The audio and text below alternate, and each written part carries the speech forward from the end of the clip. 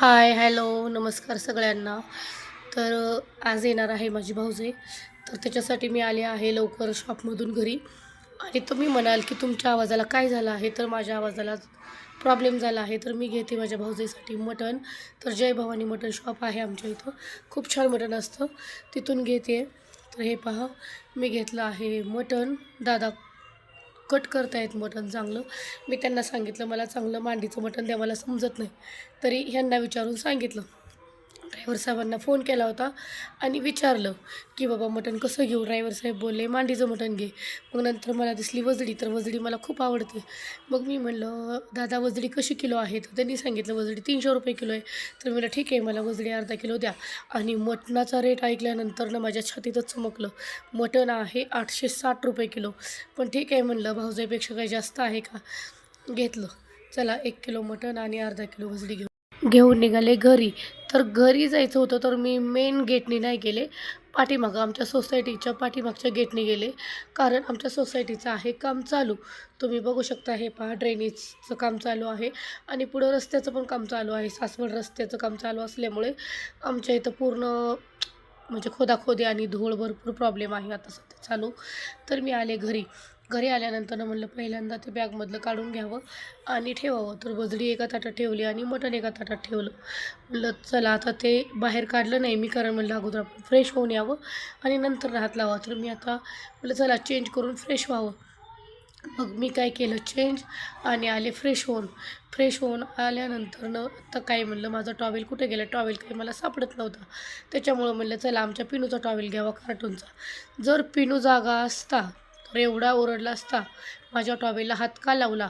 कारण त्याला त्याच्या टॉवेलला कोणी हात लावलेला अजिबात आवडत नाही. अजिबात आवडत नाही आमच्या राजवर्धनला.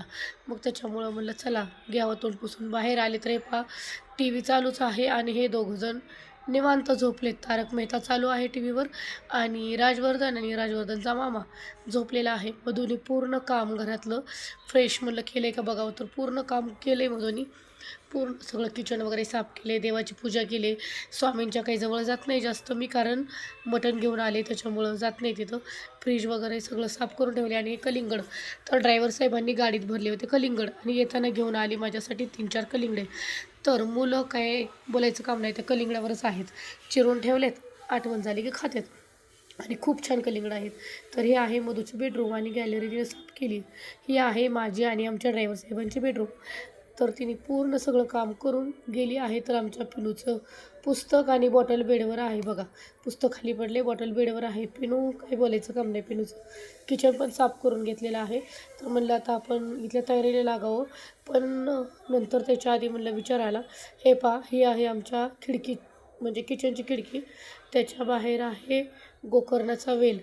ते जे समोर आहे ते आहे उंबराचं झाड आणि त्याच्या आजूबाजूला आहेत अशोकाची झाडं. तर हे आमच्या किचनच्या खिडकीबाहेरचा नजारा आहे. मग डोक्यात आलं की स्वयंपाकाच्या नादी लागायच्या अगोदर मस्तपैकी चहा करून प्यावा. दूध होतं, मस्तपैकी अद्रकचा चहा करून प्यावा म्हणलं. पण हे बघा हे दूध आहे, दुधामध्ये पाणी बघा किती आहे, चितळे दूध आहे. पण काय करणार, गावाला डायरेक्ट म्हशीचं काढलेलं दूध भेटतं, पण इथं पातळ दूध भेटतं. त्याच्यामुळं म्हणलं नको, चला पाणी नको टाकायला, फक्त दुधाचा चहा करून घ्यावा. मग मस्त मला चहा म्हणजे साखर कमी लागते आणि चहा पावडर जास्त कडक चहा लागतो, त्याच्यामुळं कडक चहा घेतला प्यायला. आणि अद्रक घेतलं त्याच्यामध्ये टाकायला, कारण माझा घसा खराब झालेला आहे. म्हणलं अद्रक टाकून जरा चहा पिला म्हणजे बरं वाटेल माझ्या आवाजाला. तरी आवाज बंद झाला आहे, म्हणजे पूर्णच बंद झाला आहे. त्याला झाले 8 दिवस, त्याच्यामुळं माझे व्हिडिओ काही जास्त आलेले नाही आहेत आवाज खराब असल्यामुळं.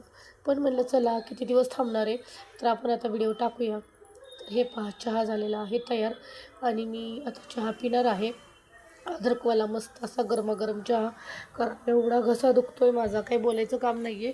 26 जानेवारीपासून ते आत्तापर्यंत खूप खूप खूप प्रॉब्लेम आहे माझ्या घशाचा. सर्दी खोकला काही बोलायचं कामच नाही. त्याच्यामुळे तरी पण म्हणलं चला आज व्हिडिओ करावा, कारण मी व्हिडिओच टाकला नाही एकही रेसिपीचा कसलाच.